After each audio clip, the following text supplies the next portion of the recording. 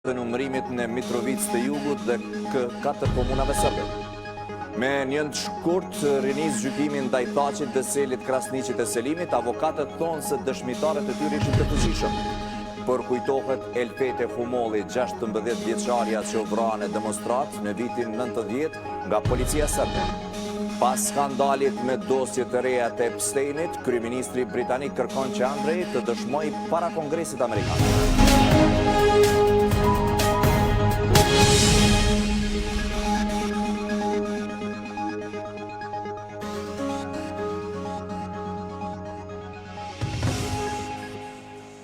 Të ndëruar shikues, mirë mbrëma.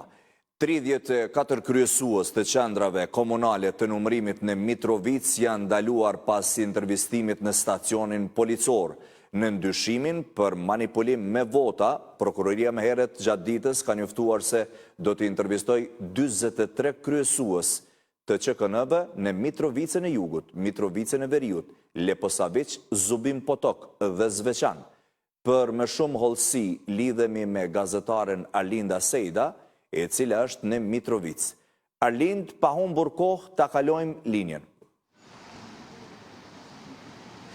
Nga kërkesa hetimore e prokurorisë themelore në Mitrovic për regionin, Mitrovic, Veri, Jug, Zubin Potok, Leposavić, dhe pjesë të tjera, nga intervistimi i sotëm, 34 kryesuesit të cilët kanë përfunduar në ndalim 48 orësh, tashmë janë dërguar në burgun e Lipjanit, por sigurisht për të marrë detajet të tjera se cili është epilogu nga gjithë zhvillimet të ditës së sotme në Mitrovic, e kemi në këtë linjë të drejtë për drejtë Valon Pretenin, zëdhënësin e prokurorisë themelore në Mitrovic. Faleminderit që jeni me ne, zotëri Preteni, cili është rezultati pas gjithë punës së sotme dhe a mund të na thoni se ku janë zhvilluar intervistimet pasi që janë përfshirë disa komuna? Intervistimet janë zhvilluar në hetimet rajonale, në stacionin e policisë në Jug dhe në Veri. Si që cekët edhe ju, intervistimi është urdhëruar nga prokuroria themelore në Mitrovic për 43 persona, kryesues të qendrave komunale të numërimit në komunat Mitrovic Jug, Mitrovic Veri, Leposavić, Zubin Potok dhe Zveçan. Si rezultat i intervistimit, për 48 orë janë ndaluar 34 kryesues të qendrave komunale të numërimit. Gjatë natës së sotme, ne sa po kemi paraqitur pranë gjykatës kompetente kërkesë për caktimin e paraburgimit për 10 personat e ndaluar për shkak të dyshimit për kryerjen e veprës penale, falsifikimi i rezultateve të votimit. Atëherë, Valon, prokuroria themelore në Mitrovic ka në territor apo zone dhe komuna të tjera, siç është Vushtria dhe Skënderaj. A do të ketë kërkesë për hetim në këto dy komuna të tjera sa i përket çështjes apo dyshimit të manipulimit për vota nga zgjedhjet e 28 dhjetorit? Po, mund të konfirmojmë që ditëve në vijim pritet intervistimi i kryesuesve të qendrave komunale të numërimit në komunat Skënderaj dhe Vushtre. Pritet gjatë ditës së nesërme, a ka një datë të caktuar apo është vetëm e konfirmuar se do të ketë? Është e konfirmuar dhe ditëve në vijim pritet intervistimi edhe i tyre. Faleminderit shumë për kohën. Faleminderit nga ju. Kaq nga Mitrovica, sa i përket zhvillimeve të sotme për dyshimin me falsifikim të votave nga zgjedhjet e parakoshme të 28 dhjetorit. Arlinda, të falenderoj për këtë transmetim të drejt për drejt.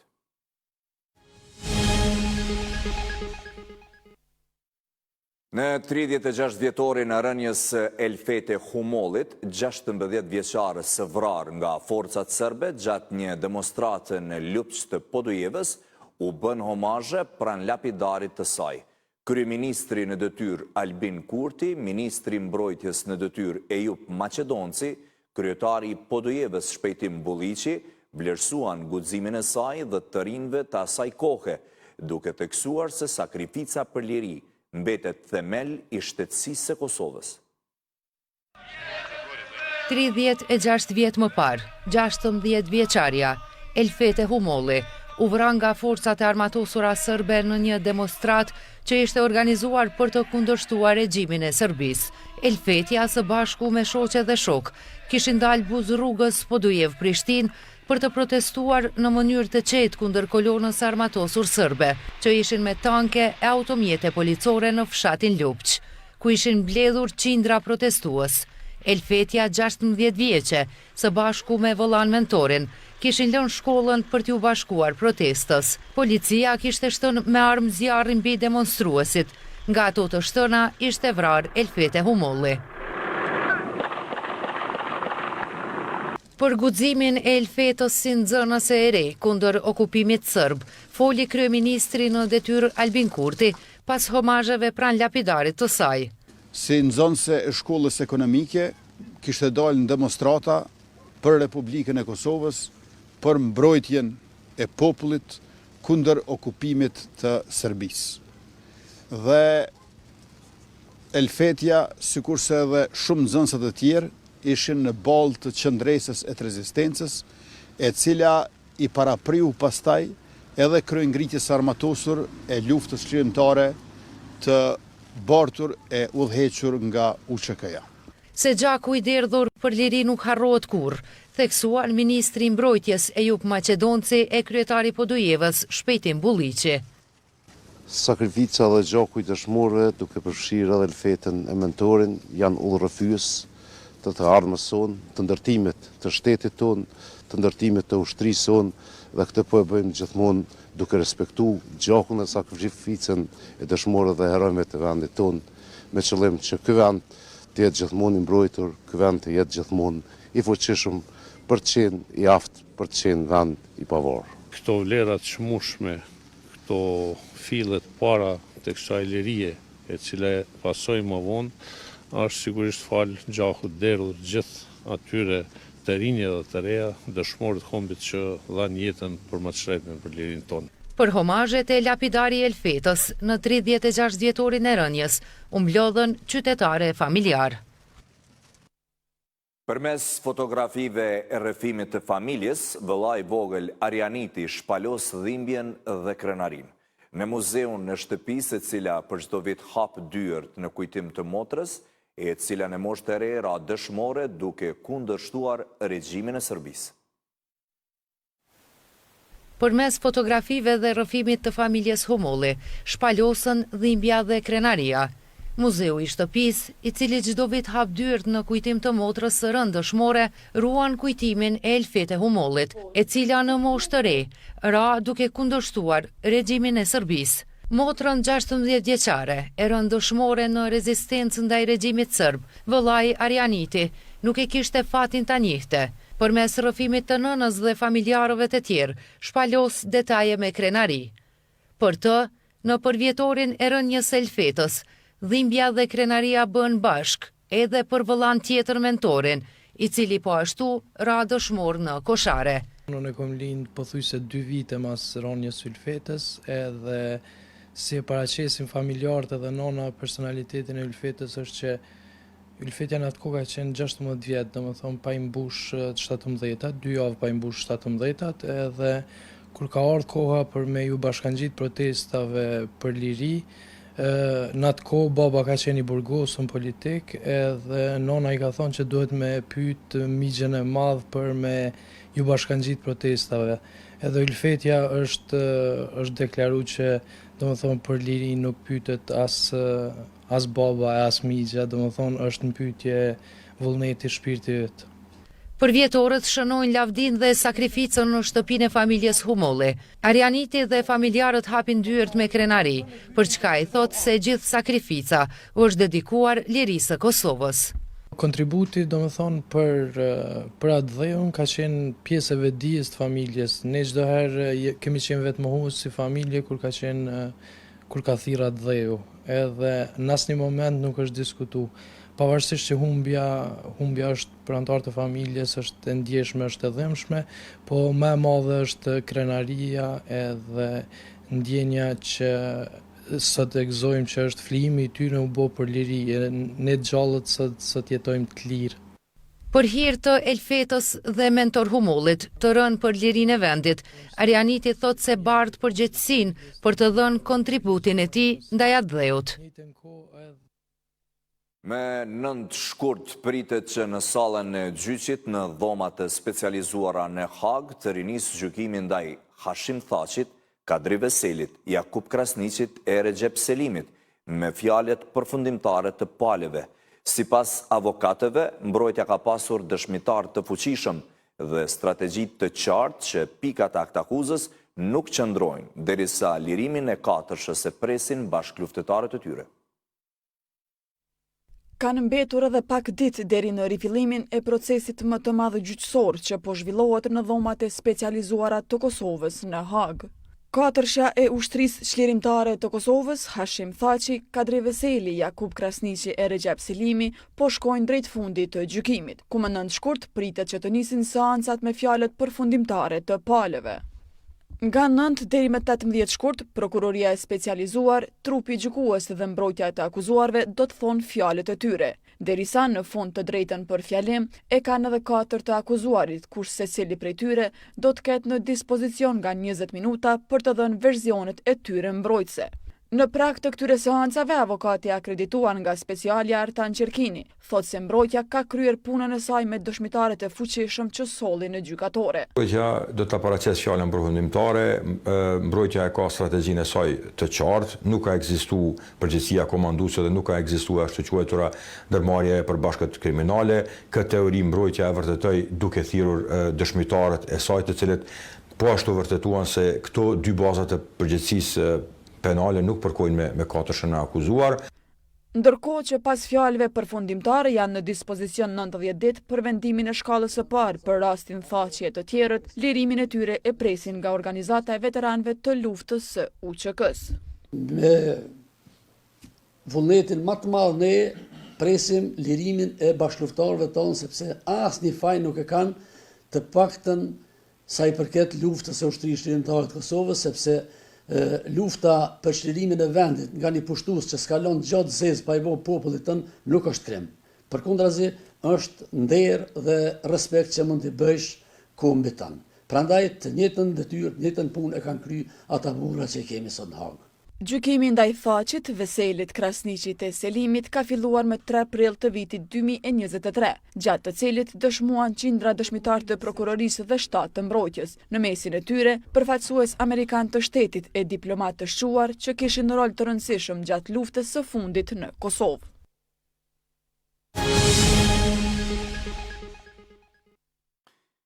E me një varg kritikash për pushtetin në Serbi, ka shkrimtari dhe aktivisti serb Dejan Atanaković, pushtetin në Serbia e quan të rrezikshëm e monstruoz, ndërsa apelon të serbët në Kosovë që të mos shpresojnë në këtë Serbi aktuale.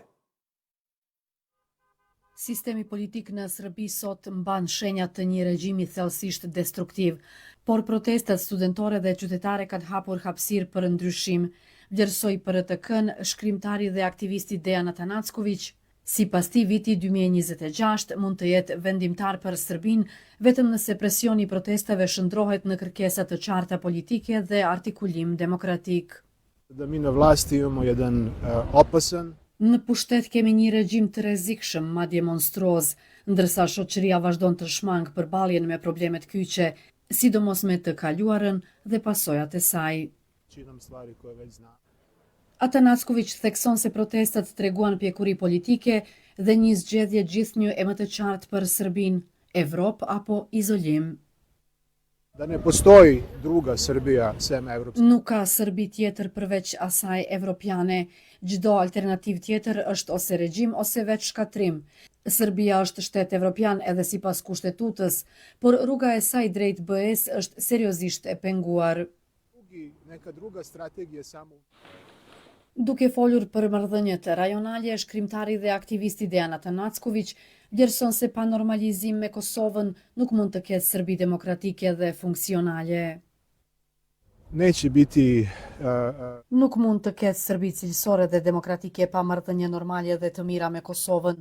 Dua t'u dërgoj një mesazh qytetarëve serbe në Kosovë se nuk duhet të mbështeten në këtë Serbi të sotme, ashtu siç nuk mund ta bëjnë as serbet në Serbi, por duhet të shpresojnë në potencialin demokratik të ndryshimeve dhe në politika të paqes dhe normalizimit në interes të të gjithëve. Atan Acković beson se në planin afatgjat është e mundur të ndërtohen marrëdhënie normale ndërmjet Serbisë dhe Kosovës në interes të të gjithë qytetarëve përmes politikave që do t'i lënë pas konfliktet dhe ndarjet.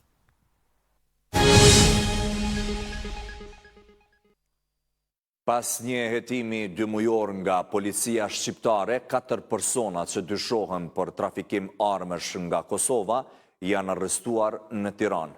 Me këtë rast janë sekuestruar 8 armë zjarri, pjesë armësh, municion, 3 radio policie, 1 elek multifunksional dhe 9 celular. Ambienti ku montoheshin dhe magazinoheshin armët u zbulua në selit. Materialet procedurale ju kaluan prokurorisë për veprimet të mëtejshme. 4 persona u arrestuan nga policia pasi dyshohet se trafikonin armë zjarri kryesisht nga Kosova në Tiranë, me qëllim shitjen e tyre në pranga u vun Gloris Nezaj, Rezarto Rumi, Klevin Caushi dhe Ardian Caushi. Sipas bluve të kryeqytetit, këta shtetas magazinonin dhe modifikonin në zonën e Selitës armët e sjella nga Kosova. Gjatë kontrollit në ambientin e përshtatur për modifikim në armëve dhe banesat e të arrestuarve, policia gjeti dhe sekuestroi 8 armë zjarri, 5 pistoleta dhe 3 automatik, pjesë të ndryshme armësh, 1 armë gjau, krëra dhe municion luftarak, 3 radio si ato të policisë, jelek multifunksion dhe 9 celular.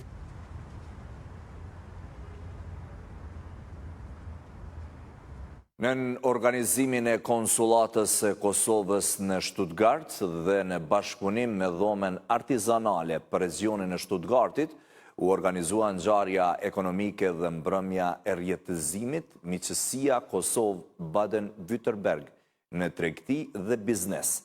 Në këtë aktivitet morën pjesë mbi 150 pjesëmarrës, prej të cilëve 120 përfaqësues të bizneseve gjermane, kosovare dhe diasporës në Baden-Württemberg. Qëllimi i eventit ishte forcimi i marrëdhënieve ekonomike, krijimi i partneriteteve të reja, nxitja e bashkëpunimit afatgjat dhe rjetëzimi i bizneseve ndërmjet 2 vendeve.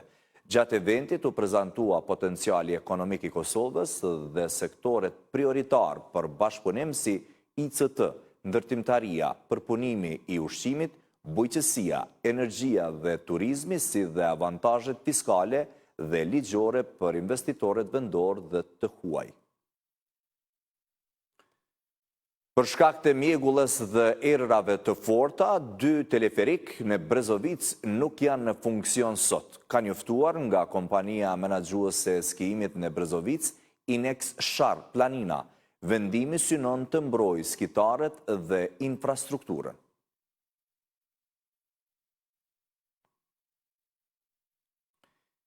Pika turistike e Brezovicës i është shumë adhurues të skijimit dhe turistë që pëlqejnë natyrën dimrore. Ata ankohen për mungesën e investimeve, ndonse u pëlqen shumë natyra dhe gjithçka që ofron ky vend turistik i Kosovës. Investimi i fundit në Brezovic, sipas afaristëve, është bërë para 5 vitesh në rrugën Shtërpc-Brezovic. Parkingjet janë një tjetër problem që i shqetëson turistët, sidomos në dimër. Noah Beth, turiste nga Amerika, është hera e parë që vjen në Brezovic. Thotë se i pëlqen shumë natyra, ajri pastër dhe skijimi në këto anë. Kafja është e shijshme, njerëzit janë të mrekullueshëm, po ashtu ajri është shumë i pastër, ndërsa skijimi në këto vise malore është i hatashëm, ngjason sikur në New Mexico. Por atje ka vështërsi, nga se sasia e borës është më e madhe. Megjithatë, do doja që infrastruktura të rregullohej edhe më mirë në Brezovic. Sërish do të dëshiroja të vi, nga se më pëlqen skijimi dhe duhet të blej këtu disa pajisje skijimi kur të kthehem për në shtëpi.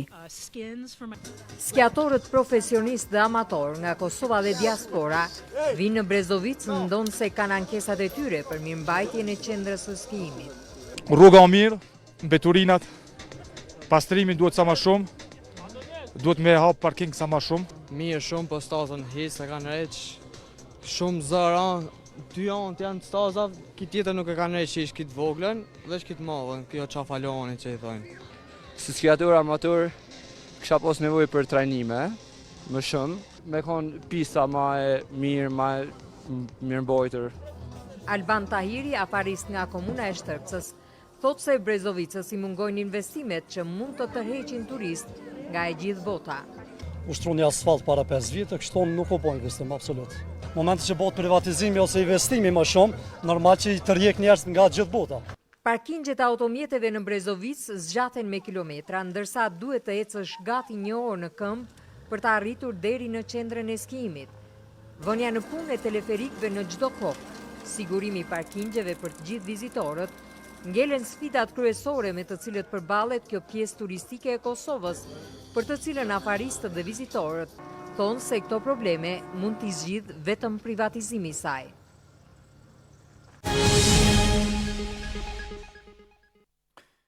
Kosova edhe njëherë ka arritur që përmes filmit të bëhet lajm botëror.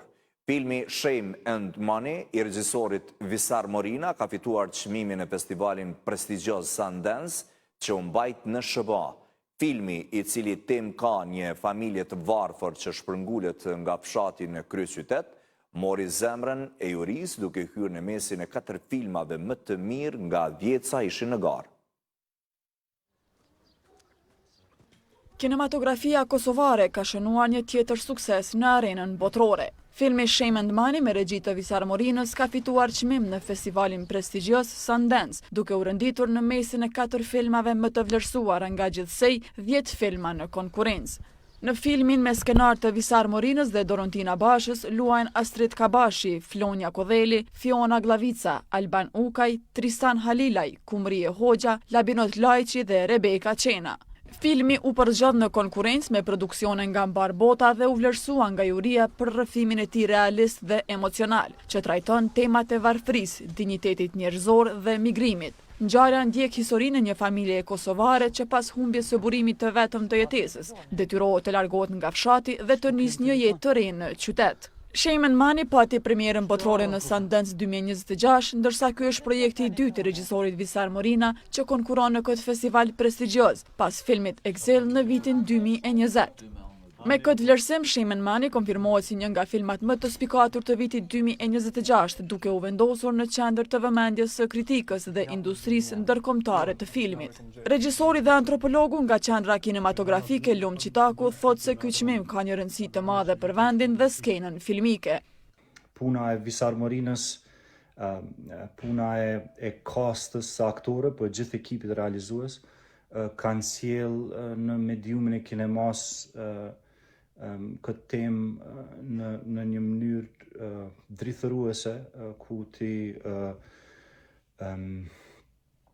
bëhesh pjesë e atij realiteti. Do thotë thuaj se fillon të mos besosh që atë çka po e sheh është aktrim edhe këtë çka e ke përpara është kinema.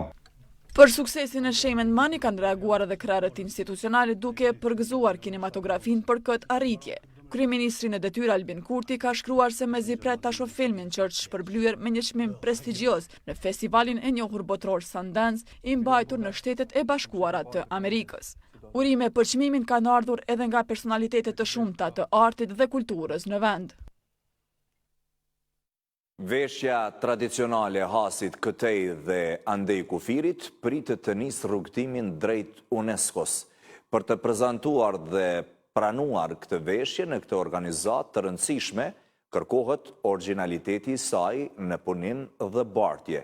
Veshja hasiane ka pësuar ndryshime në kohë dhe gjenerata, të cilat po ikën gjithnjë e me shumë originalitetit. Studiuesit e kësaj fushe apelojnë që t'jepet fund një ndërhyrje të tillë në këtë veshje të vjetër që i karakterizon hasianët. Leme Tanaj nga Gorozhupi Hasit është 71 vjeçare. Për dekada të tëra ka veshur veshjen e zonës, për të cilën thot se është dashur shumë mund ta punoj. Në ditën e martesës ajo thot se kishte përgatitur 8 veshje të kompletuara. Tani ajo ka veç kujtimet për punën e saj të dorës, pasi të gjitha ju dogjën në luftë. Ato shkajnë kohë më të thjeshta, i kemi bërë në shtëpi. ato shkajnë konë kër vdeski dikush, a petin konë të veçaren. Ato shkajnë konë për dorësëm, ato në konë matë mira. Rabie Hodaj është gjenerat më e re në rastet të veçanta, si që janë festivalet e përdorveshjen e hasit, e cila si pasaj mund të dalonte gjendjen sociale të femrës në atë kohë. Ki mujt me përsaktu që kjo grup, për shembull, i ka vdik burri, është e dhi, ose ka shku dikon pone, ose kur ka shku grishja, për shembull të na me grish, nuk se dallohen me veshjen ma të ronë, ma të mirë. Si pas studiuesit në gjatë Qoqaj, veshja asiane daton mbi 2500 vjet më parë dhe element bazë ka asimetrinë e punimit dhe gjuhën e komunikimit. Kjo veshje, me iniciativën e Shoqërisë Kulturore Artistike Malsori, në muajin prill të vitit 2026 do të nisë rrugtimin për në UNESCO. Instituti për Trashëgimi dhe Kulturë Pjetër Bogdani, në bashkëpunim me Shoqërinë Kulturore dhe Arsimore Hasi, që është themeluar në Tiranë, kemi një bashkëpunim dhe presim që në prill të këtij viti të nisë hartimi i kërkesës drejtuar UNESCO-s për ta vendosur në plan të parë, domethënë rrugtimin ose për ta nisur rrugtimin e veshjes së hasit. Gjithmonë si pas Qoqajt, veshja duhet i qëndroj strikt rregullave të UNESCO-s. Rregullat e UNESCO-s janë që ajo veshje e cila duhet të prezantohet dhe të pranohet duhet të jetë origjinale, të punohet origjinale dhe të ketë bartjen origjinale. Studiusi Qoqaj deklaron se në shtëpitë hasiane në Kosovë dhe Shqipëri ka identifikuar mbi 150 veshje të kompletuara të zonës së hasit, të cilët janë ruajtur me fanatizëm nga gjeneratat e vjetra. Mbesim në kulturë, koleksionisti Miftar Jonuzaj, qytetar të ndryshëm po i dhurojnë eksponate në muzeun e tij, kjo pasi Miftaraj ka shtuar kujdesin ndaj trashëgimisë kulturore. Muzeut Etnokastrioti në Isnisht të Deçanit, krahas mire eksponateve të vjetra të grumbulluara ndër vite, këto ditë i është shtuar edhe ky kosh i dritrave i vjetër rreth 200 vjet. Zek Sinanaj, pronari i drejtashëm i këtij eksponati, thotë se me kënaqësi të madhe koshin e ka dhuruar për këtë muze, i bindur se këtu do të ruhet më mirë duke ju zgjatur edhe jetëgjatësia e tij. Miftarit kanë fillu kohëve të fundit, sidomos duke parë rëndësinë këtij projekti që t'i ofrojnë eksponate të ndryshme, pothuajse nga të gjitha vendet.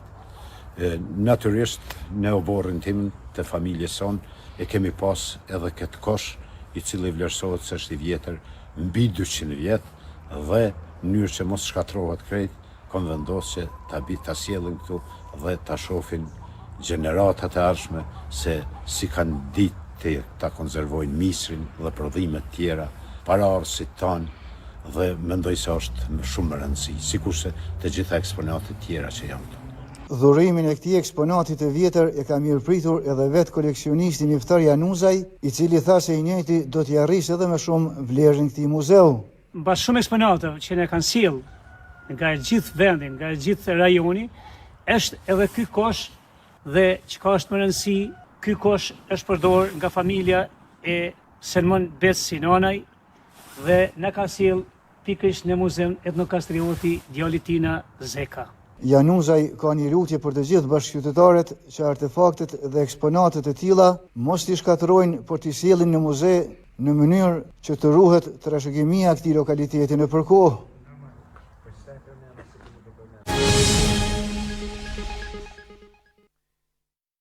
Në Prishtinë u mbaj turneun e futsal, pushka e parë e lirisë në ndërim të heronjeve të Kosovës, Zahir Pajaziti, Hakif Zejnullahu dhe Edmond Hoxha. Përmes këtij organizimi u përkujtua vepra të 3 të rënëve për lirinë e Kosovës. Në palestrën një tetore në Prishtinë u mbaj turneu tradicional në futsal Zahiri Hakif Edmondi, pushka e parë e lirisë, në ndërim të heronjve të Kosovës, Zahir Pajaziti, Hakif Zejnullahu e Edmond Hoxha. Pjesëmarrës në këtë turne ishin ekipi policisë së Kosovës, ekipi FSK-s, BB-llapi dhe Drenica. Në ndeshjen finale, BB-llapi shfaqi lojë shumë të mirë, dhe triumfoi kundër FSK-s me rezultatin 4-1. I pranishëm në këtë turne ishte edhe kryetari i FFK-s Agim Ademi. Është viti i 16 që Federata e Futbollit nëpërmes Komisionit të Futsallit e mojmë këtë turnir dhe do të vazhdojmë çdo herë që ta bëjmë sa më prestigjioz dhe sa më të madh këtë turnir, siç ka qenë edhe vepra e Zahirit, Edmondit dhe Akifit. Nipi dëshmorit Edmond Hoxha Ardi Simnica tha se familja me krenarie kujton veprën e Edmondit dhe shokëve të tij. Këto turne organizime neve gjithmonë na bojnë mundi mirë. Na lehtësojnë dhimbjen këto ditë dhe na shtojnë krenarin. Në fund të gjithë së bashku e bën një foto qasti, ndërsa lojtarët Lapian festuan me trofeun e fituar.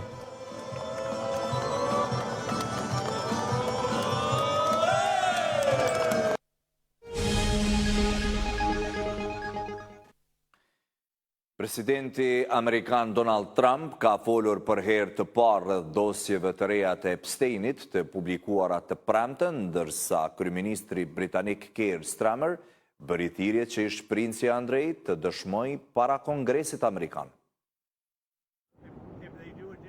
Donald Trump ka komentuar për herë të parë gjatë natës rreth publikimit të fundit të dosjeve Epstein, duke folur me gazetarët në bordin e Air Force One, ndërsa fluturante për në Florida, presidenti amerikan tha se dokumentet e kishin liruar atë nga akuzat për lidhjet e tij me Jeffrey Epstein.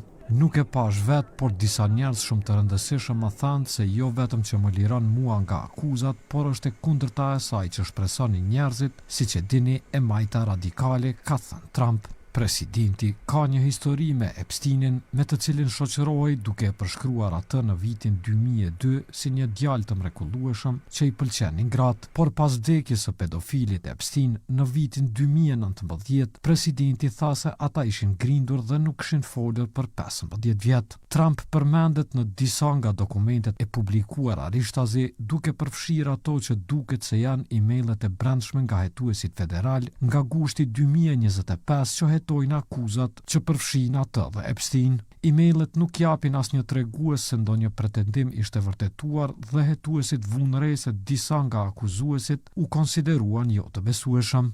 Por publikimi i fundit përfshin foto dhe shkëmbime emailësh, shumë prej të cilave janë redaktuar, detaje rreth pronave të shumta të Epstein, informacione mbi vdekjen e tij në një qeli burgu në New York. Fotot e fundit të dosjes Epstein duket se tregojnë edhe ish princin britanik Andrew në dyshemej me një femër. Publikimi ka rritur presionin politik mbi familjen mbretërore, pasi kryeministri britanik Keir Starmer i bëri thirrje ish princit Andrew Mountbatten Windsor, siç njihet tani, të dëshmojë para Kongresit Amerikan për lidhjet e tij me Jeffrey Epstein. Më shumë se 3 milion faqe dokumentesh që lidhen me autorin e ndjerë të krimeve seksuale, Jeffrey Epstein, janë publikuar nga Departamenti i Drejtësisë Amerikane. Zyrtarët izraelit kanë njoftuar se kalimi kufitar në Rafa mes rripit të Gazës dhe Egjiptit do të hapet të hënën, duke lejuar kështu për herë të parë në 2 vjet një numër të palestinezëve që të largohen nga enklave shkatruar nga lufta.